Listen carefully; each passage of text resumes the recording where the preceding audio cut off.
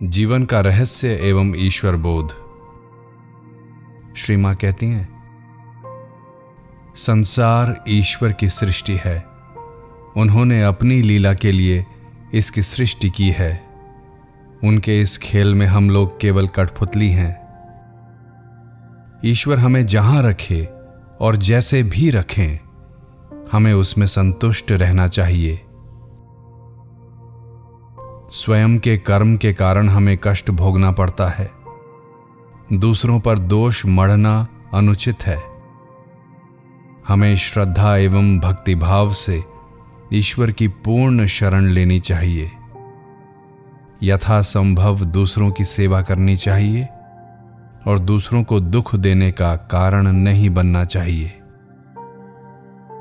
शिष्य पूछता है, यदि ईश्वर हैं तो संसार में इतना अधिक दुख कष्ट क्यों है? क्या वे देखते नहीं या उनमें इन सब बुराइयों को दूर करने की शक्ति नहीं है? श्री मां कहती हैं, सृष्टि ही सुख दुखमय है। यदि दुख ना रहे तो सुख को कैसे समझ सकोगे? और एक ही समय सभी लोग सुखी कैसे हो सकते हैं? एक कथा है कि एक बार सीता जी ने श्री राम से कहा, आप सभी लोगों के दुख कष्ट दूर क्यों नहीं कर देते? आप अपने राज्य की सारी प्रजा को सुखी कर दें। यदि आप चाहें तो आप ऐसा कर सकते हैं। श्री राम ने उत्तर दिया, क्या सभी लोग एक साथ सुखी हो सकते हैं? अवश्य, यदि आपकी ऐसी इच्छा हो तो आप क्यों नहीं उनकी सारी आवश्यकताएं अपने राजभंडार से पूरी कर देते? श्री राम उत्तर देते हैं, जैसी तुम्हारी इच्छा। तब लक्ष्मण को बुलाकर श्री राम ने कहा, जाओ सभी को कह दो कि उनकी आवश्यकता की सारी चीजें राजभंडार से दी जाएंगी। जब प्रजा ने यह सुना तो सब लोग आए और अपनी आवश्यकताएं बताने लगे। राजभंडार सभी के लिए खुला था। सभी लोग सुखपूर्वक रहने लगे। इधर राम की माया ऐसी कि राजमहल की छत में दरार पड़ गई और पानी टपकने लगा। दरार को दुरुस्त करने के लिए मिस्त्री को बुलाने भेजा गया, परंतु मिस्त्री कहां मिलता, मजदूर भी कहां मिलते। प्रजा भी आकर शिकायत करने लगी कि मिस्त्री मजदूर नहीं मिलने के कारण उनके घर और मकान की हालत भी जर्जर हो रही है। तब अन्य उपाय न देखकर सीता जी ने श्री राम से कहा, पानी में भीग कर रहना अब सहा नहीं जाता। जैसे पहले था फिर वैसा ही कर दें, तब हमें कारीगर मिलने लगेंगे। सभी लोग एक ही साथ सुखी नहीं हो सकते। श्री राम ने कहा, तथास्तु। पल भर में सब कुछ पहले जैसा हो गया। कुली, मजदूर, मिस्त्री सब मिलने लगे। यह देख सीता जी ने कहा, प्रभो, यह सृष्टि आपकी अद्भुत लीला है। कोई सदा सर्वदा के लिए दुखी नहीं होगा। किसी के भी सभी जन्म दुख में नहीं कटेंगे। जैसे कर्म होते हैं उनके अनुरूप ही फल मिलता है तथा उन्हीं के अनुसार अवसर प्राप्त होते हैं। शिष्य पूछता है, तो क्या सब कुछ कर्म के अनुसार होता है? श्री मां कहती, कर्म नहीं तो और क्या। जिसका जैसा प्रारब्ध है उसे वैसा ही फल मिलेगा। जहां तलवार से बड़ा घाव होने वाला था, वहां कम से कम एक सुई तो गड़ेगी ही। जीवन ही ऐसा है, आज है कल नहीं। मनुष्य के साथ कुछ नहीं जाता सिवाय पाप और पुण्य के। व्यक्ति के भले तथा बुरे कर्म ही मृत्यु के बाद उसके पीछे पीछे जाते हैं। मनुष्य अपने ही कर्मों का फल भोगता है। इसलिए दूसरों को दोषी न ठहराकर भगवान से प्रार्थना करनी चाहिए और उनकी कृपा पर निर्भर रहते हुए धीर भाव से सब अवस्थाओं को सहते जाना चाहिए। सहनशीलता एक महान गुण है, उसके जैसा दूसरा गुण नहीं। पृथ्वी जैसा सहनशील होना चाहिए। पृथ्वी पर कितने ही प्रकार के अत्याचार हो रहे हैं, वह लगातार सब सह रही है। मनुष्य को भी वैसा ही होना चाहिए। संतोष के समान धन नहीं, धैर्य के समान गुण नहीं। देखो बेटा, तुम लोगों पर विपत्ति नहीं आएगी ऐसा नहीं है, वह तो आएगी ही, पर वह रहेगी नहीं। देखोगे कि पैरों के नीचे के पानी की तरह निकल जाएगी। डरना नहीं है। मानव जीवन दुखपूर्ण है। भगवान का नाम लेकर सब कुछ शांत भाव से सहन करना चाहिए। ईश्वर भी जब मानव शरीर धारण करते हैं तब वे भी शारीरिक और मानसिक कष्ट टाल नहीं सकते। अवतार, संत और मनीषी गण को भी कठोर दुख से दिन बिताना पड़ता है, क्योंकि वे अपने ऊपर साधारण जन के पाप और भूल चूक का भार ग्रहण कर लेते हैं और मानव कल्याण के लिए अपना जीवन बलिदान कर देते हैं। लोग कहते हैं यह दुख है, वह दुख है। भगवान को मैंने इतना पुकारा तो भी दुख दूर नहीं हुए। परंतु दुख ही तो भगवान की दया का दान है। संसार में दुख किसे नहीं मिला, बोलो तो। वृंदा ने कृष्ण से कहा था, कौन कहता है कि तुम दयामय हो? राम अवतार में तुमने सीता को रुलाया, कृष्ण अवतार में राधा को रुला रहे हो, और तुम्हारे माता पिता कंस के कारागार में कष्ट पाते हुए दिन रात कृष्ण कृष्ण कहते रहे। तो भी तुम्हें इसलिए पुकारती हूं कि तुम्हारे नाम से यम का भय नहीं रहता। जगदम्बा काली ही सबकी मां है, उन्हीं से अच्छा बुरा सब हुआ है। शिष्य श्री मां से पूछता है, यह भला और बुरा करने की प्रवृत्ति पहले कहां से आती है? आप कहेंगी कि पूर्व जन्म से, परंतु इसका प्रारंभ कहां है? श्री मां कहती हैं, बेटा, प्रभु की इच्छा के बिना घास का एक तिनका भी हिल नहीं सकता।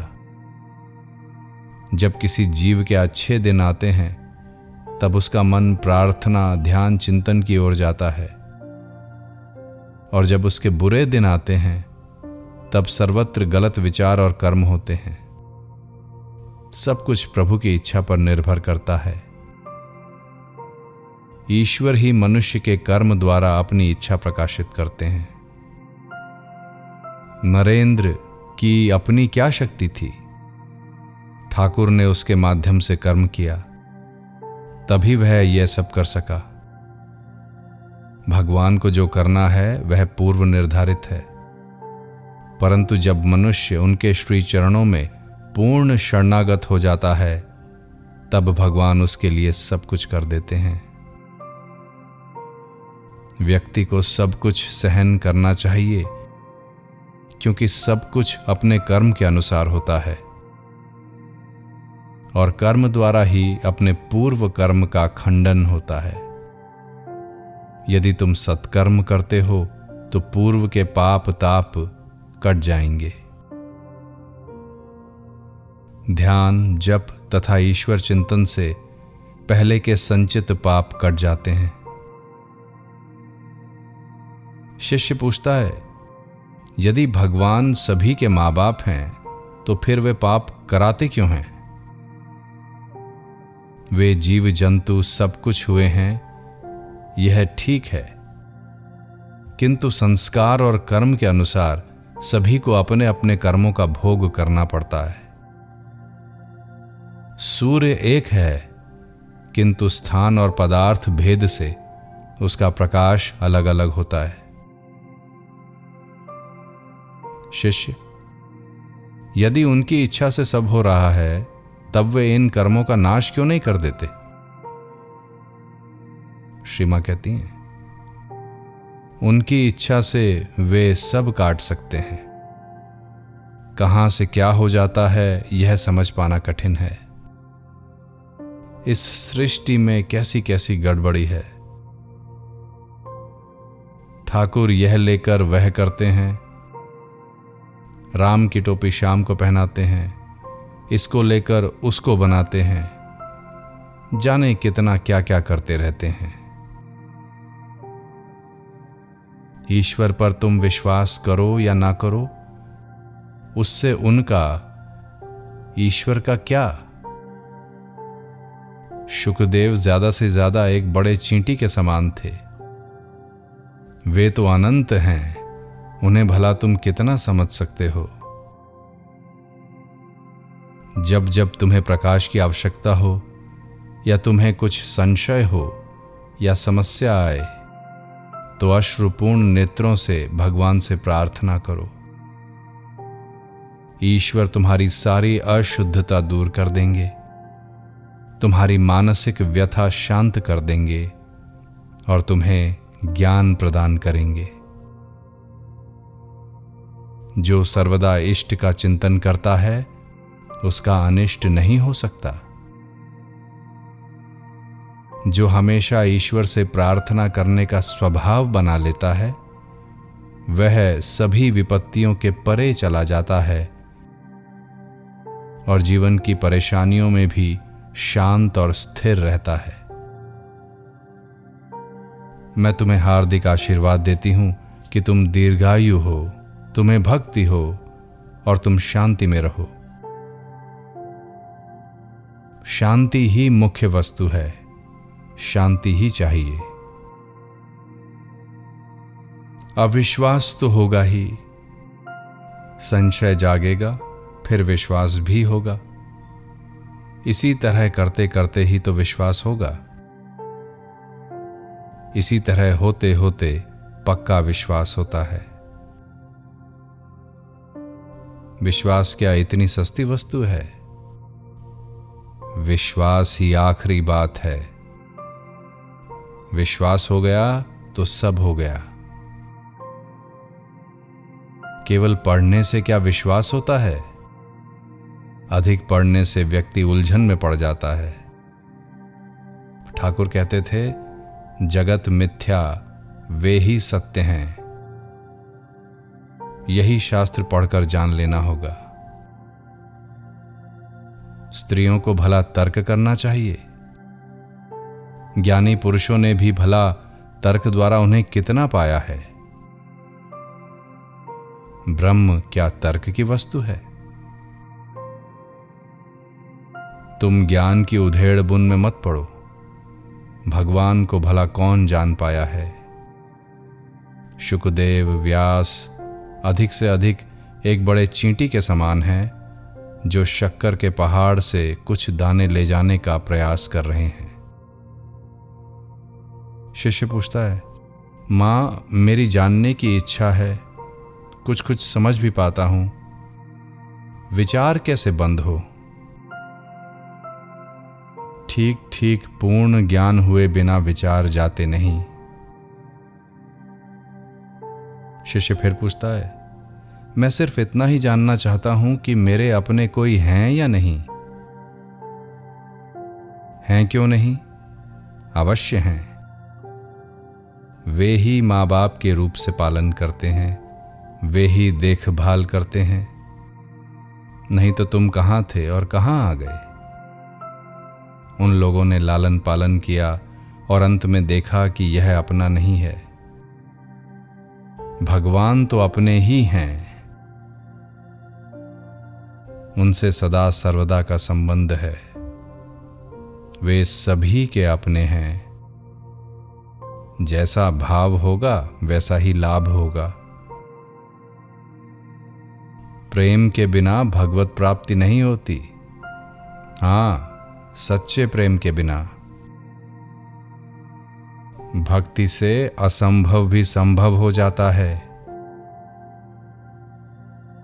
शिष्य पूछता है, भगवान के प्रति प्रेम कैसे हो? श्री मां कहती हैं, उसके लिए भगवत कृपा की आवश्यकता है। उनकी कृपा के लिए प्रार्थना करनी चाहिए। यदि तुम ईश्वर को अपना मान सको और उन्हें देखे बिना ही उनको पुकार सको तो वह भगवत कृपा है। जो भी व्याकुल होकर पुकारेगा वही उनका दर्शन पाएगा। यदि कोई सतत भगवान का नाम जप करता है तो उनकी कृपा होती है और भक्तिपूर्ण लगाव आ जाता है। इस प्रेम के लिए प्रेम, इसको लोगों की नजर से छिपा कर रखना चाहिए। जिसने एक बार भी ठाकुर को पुकारा है उसे कोई भय नहीं है। ठाकुर को पुकारते रहने पर उनकी कृपा होने से प्रेमा भक्ति होती है। यह प्रेम अत्यंत गोपनीय वस्तु है। ब्रज गोपियों को प्रेम भक्ति हुई थी। वे कृष्ण को छोड़कर और कुछ भी नहीं जानती थीं। नीलकंठ के गाने में है, इस प्रेम रत्न को यत्नपूर्वक अपने हृदय में रखो। भगवान को पाने के लिए प्रेम भक्ति के सिवाय दूसरा उपाय नहीं है। क्या वृंदावन के गोप गोपियों ने कृष्ण को जप ध्यान करके प्राप्त किया था? नहीं, उन्होंने कृष्ण को अपने अनन्य प्रेम द्वारा आरे कन्हई, खा ले रे, पी ले रे, यही सब करके पाया था। ईश्वर को पुकारो जो सारे जगत में व्याप्त हैं, वे तुम पर कृपा वर्षा करेंगे। ईश्वर लाभ होने से और क्या होता है? क्या दो सींग निकल आते हैं? नहीं, उससे सत असत विचार होता है, ज्ञान जागता है और व्यक्ति जन्म मृत्यु के पार चला जाता है। भाव में ईश्वर के दर्शन होते हैं। इसके अतिरिक्त भला भगवान को किसने देखा है? भगवान ने किसके साथ बातचीत की है? भाव में दर्शन, भाव में बातचीत, सब कुछ भाव में होता है। समय होने पर ईश्वर वीश्वर कुछ नहीं रहता। ज्ञान होने पर मनुष्य देखता है कि देवी देवता सभी माया हैं। काल में सब प्रकट होते हैं और काल में ही विलीन हो जाते हैं। अंत में व्यक्ति देखता है कि मेरी मां ही सारे जगत में समाई हुई हैं। तब सब एक हो जाता है। यही तो सीधी बात है।